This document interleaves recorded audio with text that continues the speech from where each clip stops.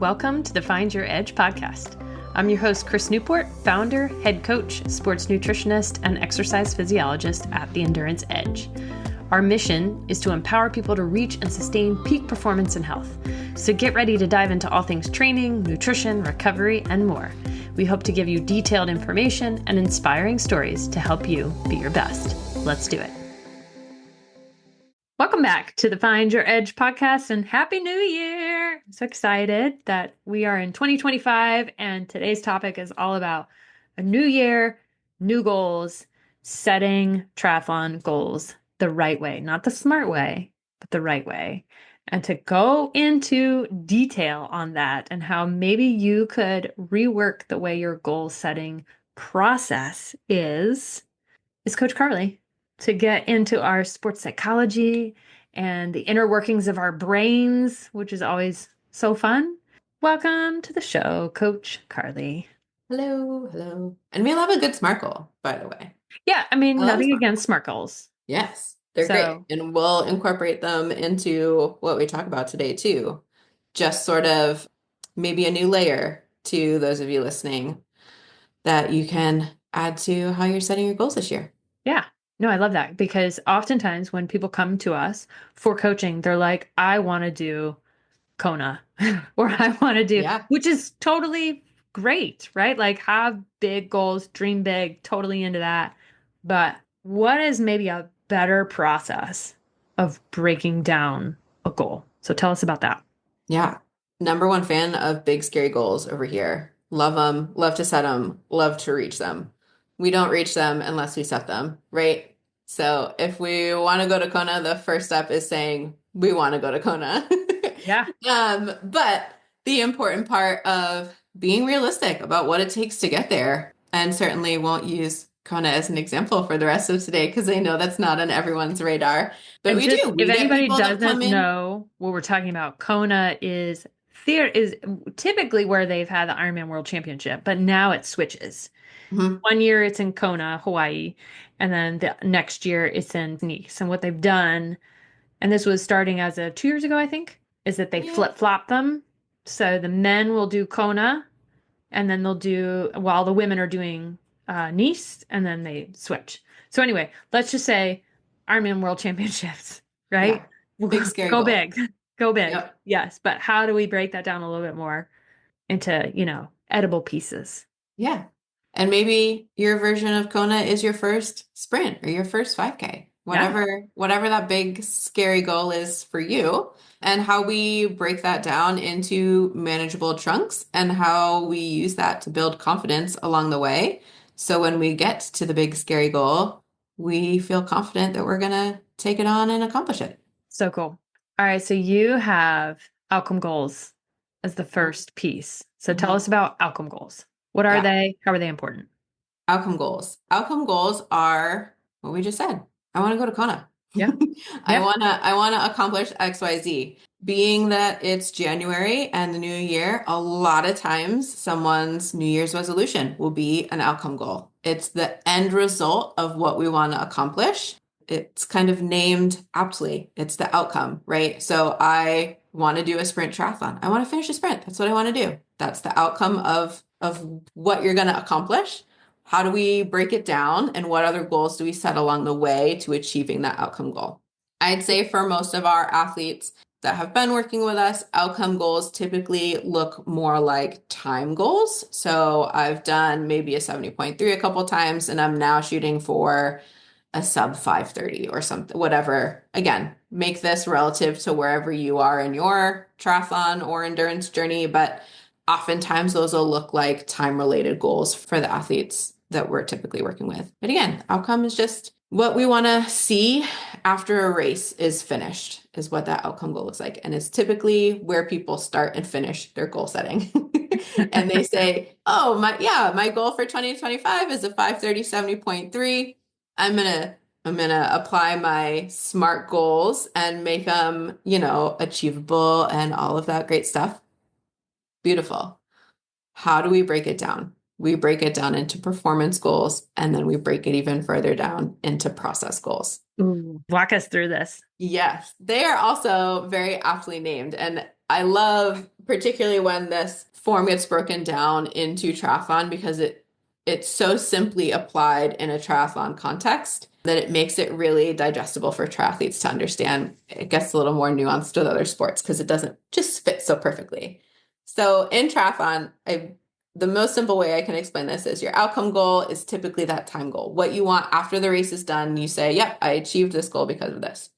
Your performance goals are what you're going to accomplish during the race that allow you to accomplish that outcome goal. So if we're going to do a 5:30:70.3, what do we need to do during that race as a performance goal to accomplish a 5:30 outcome? Does that make sense? Yeah, totally. So like if I am swimming, like if I swim like a 2:30 100 yard and I'm biking 14 miles per hour and I'm running 11-minute miles, 5:30 is probably going to be a stretch. If we were to work backwards of like, okay, if I'm going to perform at 5:30, I need to have sub 3 hour bike. And I Yeah. like, okay, that might be too big of a leap for where I'm at currently. And that's okay. But maybe that's it. Is that meant to like totally deflate us? Or is that meant to rework our performance goals? Great question. I'm going to get into that part in a second. Okay. So the performance goals also easily break down to, and most commonly break down to, this is what I'm going to do for my swim, this is what I'm going to do for my bike, and this is what I'm going to do for my run. Maybe you have some transition things that you're working on, maybe that's a goal. Maybe it's heavily skewed to the swim. I don't know. It can vary. But again, to most simply break this down in triathlon, a swim, a bike, a run perfectly create a performance goal as you're heading into this A race. So we have something we're focused on in each discipline. If we can accomplish each of those, we get the outcome we're looking for. We break that down even further into process goals. And this is where the magic happens. What are we doing in training in the process to get to this race that help us accomplish the performance goals? So if we need to swim in 30 minutes for a 70.3, what are we focused on in training that helps us get to that pace? Maybe you need more time in the open water. Maybe you need to activate your lats more. Maybe you need a better catch. I don't know what it is, but it's something, right? Something we're going to focus on in training. That's also a shameless plug, why you should get a coach. Oh, But that doesn't mean that you can't accomplish your goals without a coach. totally. Right. Yeah. And that's sort of the magic of the coach. And I will leap forward and sort of say sometimes why we get better at accomplishing our goals when we have a coach. On top of like the accountability, your coach is really nitty-gritty with your process goals. And you might not outwardly talk about it, you might not be focused on it or realize that that's what your coach is doing, but your coach is nitty about these process goals. That's what their job is, right? Is making sure that all of these things are targeted. So when we get to the performance, we know what's going to happen and we're ready to go. We really want to focus on the process goals and that we're checking those boxes when we're doing them because that's where we build our confidence too. So that's also the magic of process goals. So if you're working with a coach, if you're not working with a coach, either way, making sure we break that down into what am I doing right now that focuses on these performance goals that I have and making sure that you're acknowledging when you're doing them. So yes, I swam this week and I focused on activating my lats or I focused on my catch, whatever it was, right? Insert whatever is applicable to you, but taking the time to acknowledge that you worked towards that goal each week and let it accumulate over time. Now, by the time you get to your race, you're like, hey, no, I know I put in the work. I have the evidence. I checked in with myself. I checked in with my goals and I followed up throughout the whole thing. And then, I mean, obviously it sounds like we can apply that to bike, run, Oh, yeah. etc. Yeah. Yeah. And I mean, this structure, again, it really lends itself beautifully into triathlon because triathlon breaks up so easy. But it can, if you have a solely a running goal, maybe you're going for a marathon or half marathon, 5K, I don't care what it is. It can be broken down into any sport in any context. Maybe you're focused on staying in aero longer. That's a big one. It's a good one. Just cycling efficiency. Maybe it's eating while you're riding. Maybe it's drinking while you're riding. I don't insert whatever it is that you're focused on that's going to help you get to your performance goal and result in your outcome goal.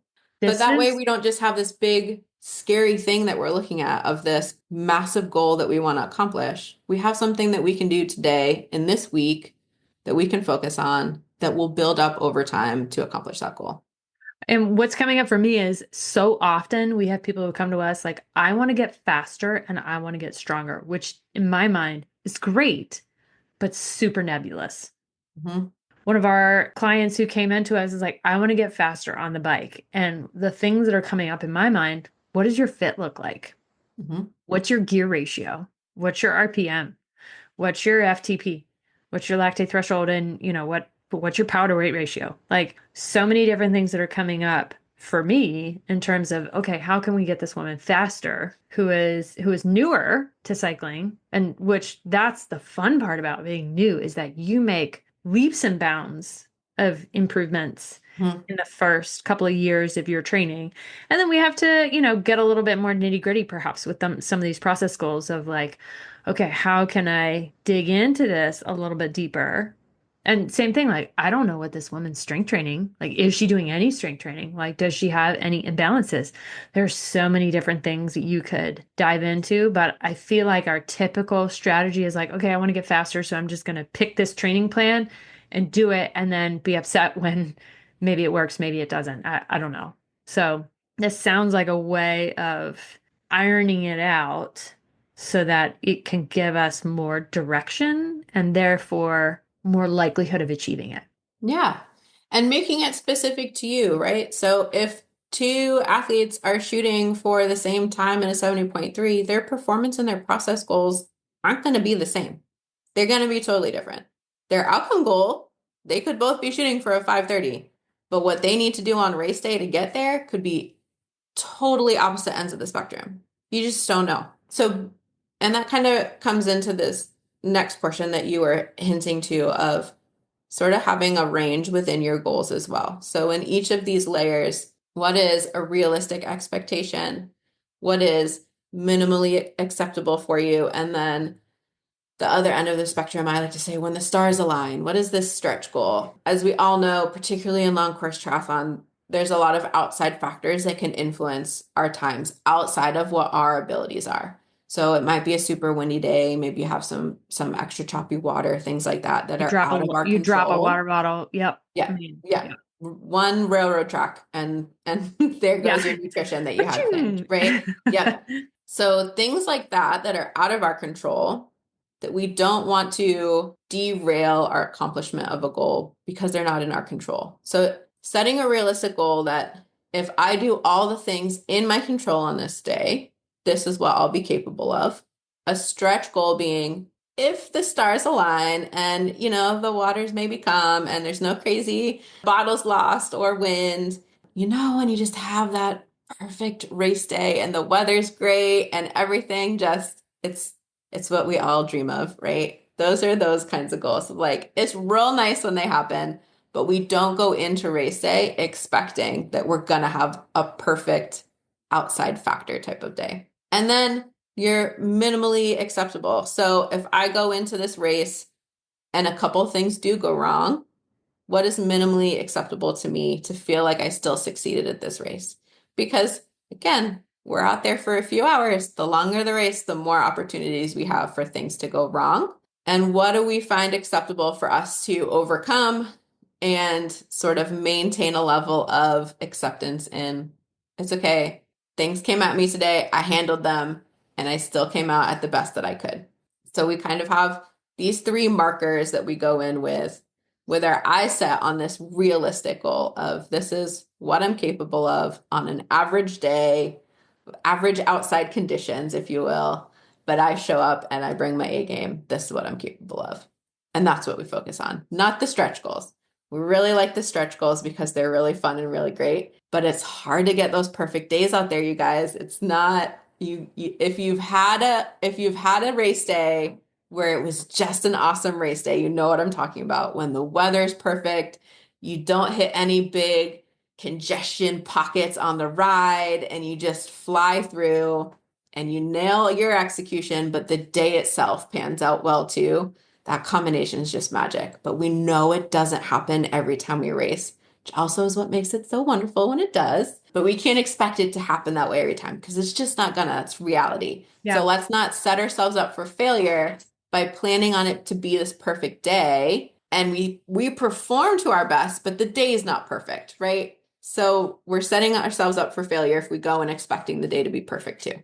I love that. And I also love sort of coming away from like, and there's nothing wrong with an outcome goal, but another athlete is coming up in my head who just did Clash Daytona Mhm. and they canceled the swim like the morning of.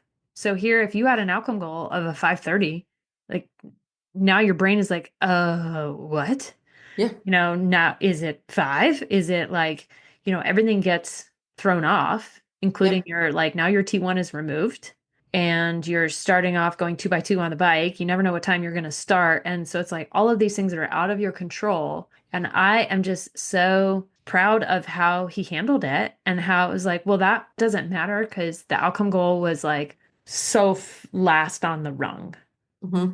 But my process goals is like, okay, we had very specific heart rate and power goals for him and he still did it even regardless of like, these packs of people, which again, out of your Yeah. control, right? You Yep. can't control who's drafting and who comes up and like, it is what it is. And one of the first things he said to me was like, you might notice that there's some fluctuation in the power. I was like, no, that to me was all normal stuff, right? It didn't look unusual. I was like, you executed beautifully.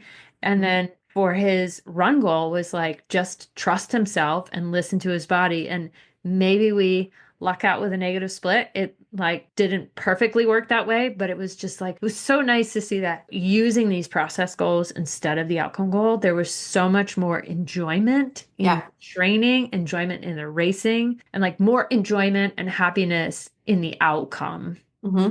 irregardless of a time. Hmm. So Well, and kind of I'm, magical. yeah, and I'm a big fan, big fan. If you're one of my athletes, you know this. I don't let there be just a number. What else goes along with that number? How do you want to feel when you cross that finish line? What do you want to gain from this training? When we get to the start line, what do you want to look back and be like, wow, I did those things. I feel like this. I feel accomplished. All of those things that come along with it because the number is only to a certain extent in our control, but we can control focusing on what we're building towards, how we're growing, all the progress that we're making and helping ourselves feel happy and accomplished in the sport that we're doing to feel happy and accomplished Yeah. through, right? Like that's why we're here, to be Yeah. healthy and have enjoyment in something that keeps us healthy. So if we're including those things in our goals, that helps us bring them to the forefront and feel that way. And that way, when the day hits, and again, you can perform great and the day is just poo. It happens, you guys. It's out of our control, but we can still walk away feeling like you showed up and you did all the things. And I think the example you just gave is exactly that. Like the swim was canceled and I still went out. I know I focused on my process goals. I came in, I hit my performance goals anyways, and I can walk away being like, I did it. I did what I came here to do with the circumstances I was given. Oh, it's great. Totally. And I mean, not to be woo or anything, but maybe I do like to be woo. But, you don't go to your deathbed to be like, man, I'm so glad I accomplished that like 5:30 triathlon. But no, I'm glad that I grew through that process of how to challenge myself, how to take care of my body, how to listen to my body, and how to pass that along to your kids, to your Yeah. partner, to the people around you. People feed off of your energy. And if your energy walking across the finish line is like, ugh, I can't believe that I missed my goal by a second. No, it's like, wow, I hydrated so well and I feel so much better. Yeah, I missed it by 1 second but whatever it is. Yeah, okay. I can be like a little disappointed in it, but man, I'm so proud of myself for doing X, Y, and Z. I'm so glad that I smiled and high fived. This is my new thing is to smile at every single person I see on the race course because that is why I'm there, is to bring some joy and encouragement to other people who are doing hard things. Like we don't have to have like super game face on all the time. And nothing wrong with game face. I'm totally have been accused of some massive game face, but like enjoy it. Like be in the moment and love on it. And, it's so meaningful to also like hand out a high five. And I know I'm sort of, again, adding in the woo and doing my usual, like going in 10 different directions, but it's just so meaningful I just see so many people quit because they're not reaching these outcome goals Mhm. and they're disappointed in themselves or disappointed and therefore they're disappointed in their coach, they're disappointed in the sport, and it just like Yeah. tumbles downhill, and Yeah. it's like it doesn't have to be that way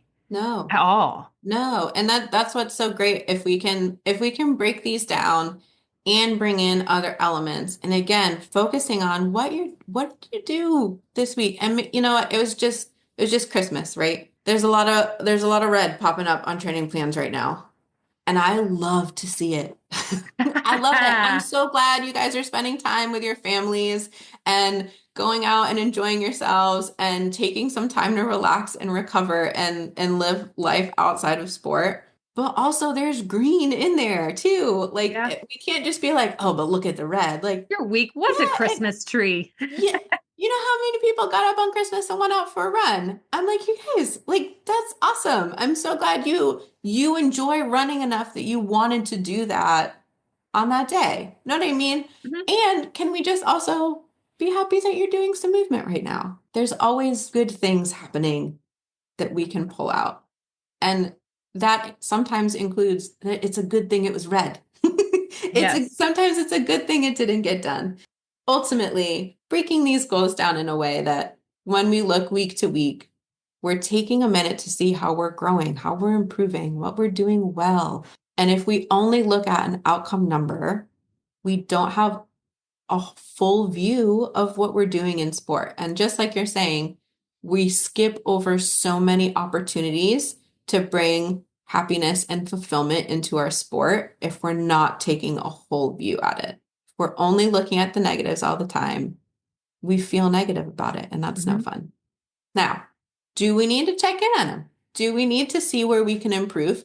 Because we want to get faster. We want to set these big goals. Absolutely. That's part of what we're doing, right? Like again, it's the why you have a coach. That's why you're setting big goals. They're supposed to be hard, but let them be a point of growth. Let them be a point that you look at and see, wow, I'm growing, I'm improving. Like you just said, I trusted myself on the run. To trust your body on a race day is like it's magic. It's so cool. And it's hard to trust. It's you guys, how many of you can go out for a run without your watch and feel confident that you're executing it the way you want to? It's hard.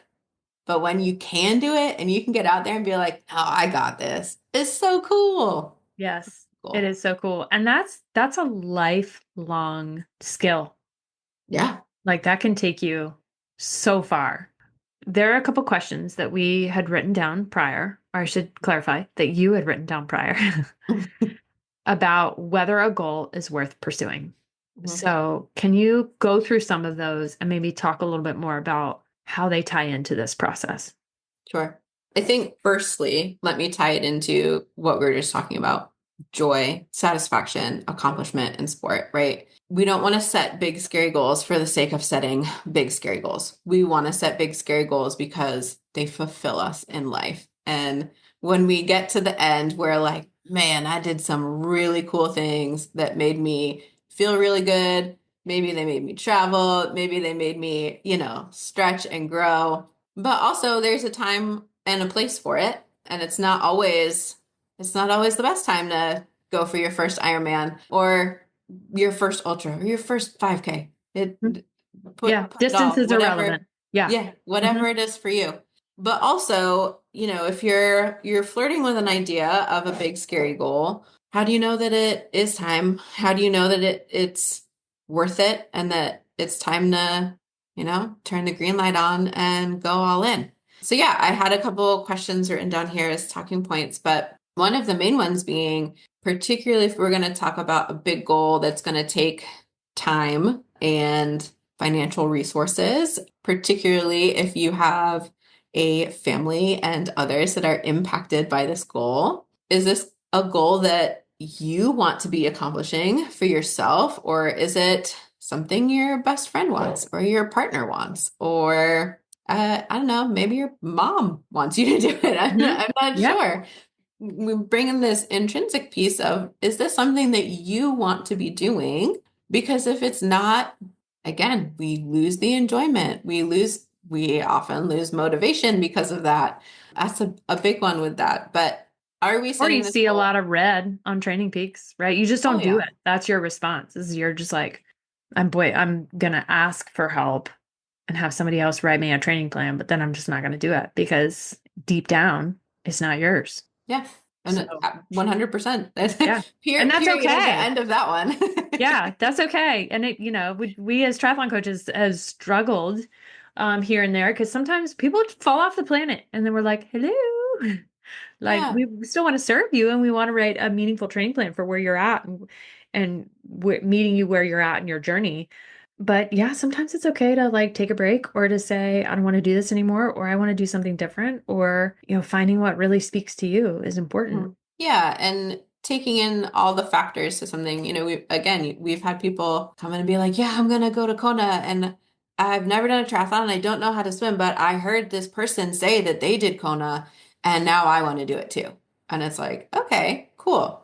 We very clearly have a big spike in motivation right now. How do we tie that into what you value in your life and how you want to spend your days?" And is that still a goal that you want to accomplish when you understand what it really takes to get there? Yeah. Because it's a lot of dedication. And anyone that's been there knows that it takes a lot of sacrifice and time to build yourself up to race at that caliber. But, and again, that's not us saying that that's not for you. That's just we need to be real and understand what that takes before we set it as a goal and go all in on it, right? Again, are you going to get enjoyment and satisfaction out of it? And are you going to be able to find that within the times that are a little less joyful? We Mhm. don't always want to go ride our bike for 80 miles, or, we don't want to go do our sprint intervals to get our 5K time down. And then that's fine. Are you still finding the joy and satisfaction on the other days? Generally, do you enjoy running? Then great. Mhm. If you always hate it, maybe not so much for you. And that's Yeah. okay Or too. or We'll find choosing a something else. different process goal, right? Like maybe it's like, okay, let's focus a lot on, a performance goal or on the bike. And then the run, we're just, we're getting through it. Yeah. And that's Yeah. okay. Yeah, I Yep. wish I could like magically wave a wand and just be like, everyone loves running. But I know that that is not the case. And also, it's not for everyone, nor is triathlon.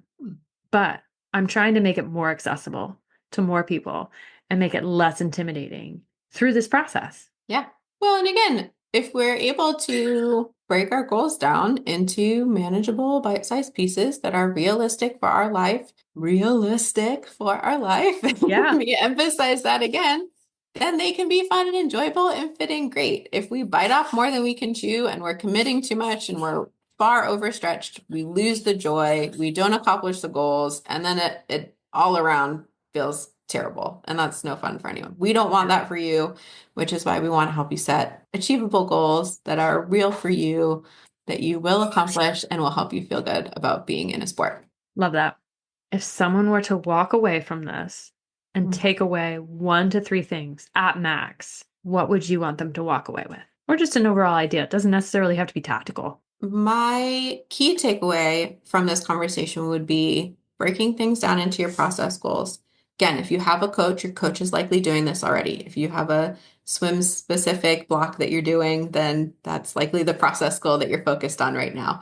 But open it up for conversation, have a focus on it, and check in with yourself that you're doing it, you're putting in the work, because that's how we build the confidence. If we just glaze through and make green boxes and training peaks and show up on race day without recognizing that we're putting in the work, then we kind of show up like, did I do the things? Am I ready? Am I here? Is it happening? Just check in with yourself. Check in that you're doing it. I'm sure that your coach is going to be real with you and tell you, yeah, you're doing the things, or no, we need to pivot. Either way, you'll know that you're going in the right direction to have the confidence on race day. I love that. And yeah, like give yourself a little high five because we're so used to being focused on what I have to do or the bad stuff. And so rarely do we check in and be like, hey, I did that and I'm doing it. Yeah. Continuing to do it, continuing to show I up. Yeah, I cannot express enough how difficult it is for people to give themselves self high fives. If I'm like, hey, tell me what'd you do well this week? I get a blank stare. And I'm like, you're not bragging. I'm not gonna, No. I'm not gonna think that you're vain. Like, I just want you to look at what you did this week and tell me what went well. How'd Yeah. you improve? What'd you focus on? What'd you try? I hope you failed at something because it means you tried something new. Like, Mhm. what do we do? And it gets easier when you practice, but it does not come natural. No, it It doesn't. feels real weird at first. It does feel real weird. And yeah, going against sort of what we are innately programmed to do, which is like looking for the big scary things and keeping ourselves safe and only doing what we know that we can do versus, and that might not even be good for us, but we Yeah. know it and it's familiar. Yep. Just keep doing it. And then it's not like, oh, what did I do that's helpful for me? That is one of the things that I do in my strength class every week. And I don't let people get away with not saying something. Like usually they'll like hide in the back and be like, I'm not going to share something. Oh no. One of our athletes today, we're working on increasing our squat strength. And she did an amazing set. Like this woman is so strong and she's relatively new to the sport. And she like comes over and she like whispers to me, she's like, I just lifted that. I'm like, I'm sorry, what? She's like, I just lifted that. I'm like, say it loud, girl. Like it Yes. is so, and everybody in our group, which is why I love our group, is so supportive because what is typically happening in triathlon in particular is that we are just, oh, so like hard driven to judge and to like, if you don't have the $10,000 bike or run a 5:30 mile, then like don't even try, don't even bother. And that is could not be farther from the truth. Show up. There are people here to support you. Totally promise. And you can do it. Breaking it down in this way, focusing on the good things and, giving yourself your own little personal cheering section and then, hopefully sharing it with us too. So, if you have a goal or if you have something positive to say about, I want to hear. Like share it with Yes. us. Please. Yeah, I want to cheer for you. What's totally. going well? Yes. So you can DM us on Instagram at the Endurance Edge. Give us either a process goal, a performance goal, and or something that you're like, I know I'm giving you way too many things to do, but give us something that you're like, you accomplished, and shoot, send it to us every week. I don't care. Every day. We'll take it. Oh, or you can email podcast at theenduranceedge.com. So that's y'all's goal as we finish up our goal setting podcast. I love Yes. it. Awesome. So I'm high fiving Coach Carlie and I'm high fiving you because you out there are amazing. You are far stronger than you think you are. And we believe in you. So thanks for Yep. listening. And be sure to check out our triathlon coaching, theenduranceedge.com/triathlon coaching, or just our website in general. And good luck. Have an awesome 2025. Woo. Thanks for listening to the Find Your Edge podcast. If you like what you heard, don't forget to subscribe on your favorite podcast platform so you never miss an episode. And if you're interested in learning more about our endurance coaching, sports and wellness nutrition, metabolic and sweat testing, triathlon training team, or our triathlon training library, be sure to check us out at theenduranceedge.com. And don't forget to follow us on social media at The Endurance Edge. Thanks again, and we'll catch you next time.